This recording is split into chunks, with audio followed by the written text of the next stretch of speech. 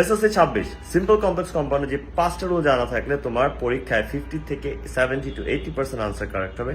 সেই 5টা রুলই আজকে আমি তোমাদের বলে দিচ্ছি। আমি কমপ্লেক্স সেন্টেন্সের পয়েন্ট অফ ভিউ থেকে বলি বা সাইড থেকে বলি, তাহলে তোমাদের বুঝতে ইজি হবে। ফার্স্ট অফ অল হচ্ছে আমাদের সো দ্যাট এর রুলটা। কমপ্লেক্সে যখন সো দ্যাট থাকে, যেমন আমরা সিম্পলে সেই ক্ষেত্রে ইন অর্ডার টু বা টু ইউজ করে থাকি।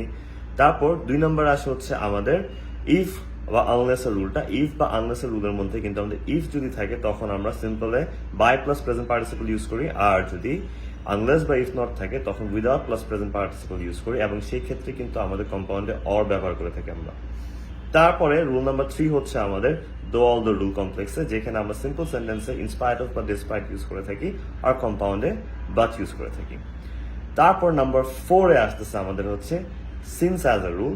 সিন্স অ্যাজ আ রুলকে মধ্যে কিন্তু আবার 3টা পার্ট আছে। 3টা স্ট্রাকচার তোমার জানা থাকতে হবে যে কখন আমাদের 3টার কোনটা হলে সিম্পলে কি হচ্ছে, এন্ড কম্পাউন্ডের ক্ষেত্রে 3টার মধ্যে আমাদের অ্যান্ড ইউজ করলে চলে।